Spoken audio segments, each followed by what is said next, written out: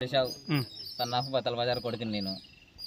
మేము మా పెళ్ళిళ్ళు ఎప్పుడైనా మాకు రక్షణ కట్ట అది ఊరికల్లా సంబంధించినది పాలకొమ్మ. మా ఊరికి ఎంతమంది పెళ్ళిళ్ళు అయితే కూడా ఆ కట్ట ఆడకొచ్చి మేము పూజలు చేసి తీసుకొచ్చినాం పాలకొమ్మ. అంతే సార్. అది ఇప్పుడు ఈరోజు వాళ్ళు కొట్టాలని ఆక్రమిస్తున్నారు. వాళ్ళు కట్ట ఉంది ఇంతకుముందు మేము కూడా తిరగలన్నాం. జంగమయ్య అంగడి ఉంది, అప్పుడు ప్రభాకర్ అంగడి ఉంది. ఆ అంగడిలో పోయి మా చిన్నతనంలో కూడా మేము కూడా తిరిగినాం. అక్కడ చుట్టుముట్టు తిరిగినాం. దుర్గమ్మ పాలు వస్తే పాలు పోచుకోవడానికి పోతుంటే మాము అంతా మాము.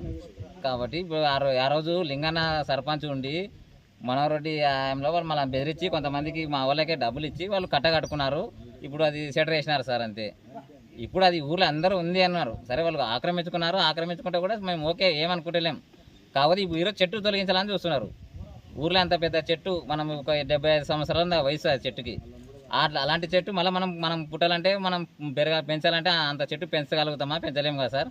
అది ఊరికి ఉన్న గ్రామ కట్ట అది. ఇది జరిగిన సమస్య సార్. కట్ట కూడా నిర్మించాలని అనుకుంటున్నాం మా పెద్దలు అందరం కలిసి. నుంచి మాకు చర్యలు తీసుకోవాలని కోరుకుంటున్నాం సార్. చిన్న రంగన్న తాండ్రపాడు నా ఇల్లు కూడా అన్ని దగ్గరనే ఉండే. నాకు పసులు ఉండే.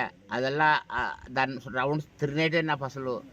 వాళ్ళు కబ్జా చేసుకుంటారు. ఆ కబ్జా నిడిచిపెట్టి కంపౌండ్ కట్టుకోవడం మనం సరిపోతుంది సార్. మాకు మీకు చెట్టు కావాలి, చెట్టు కావాలా, కట్ట కావాలా.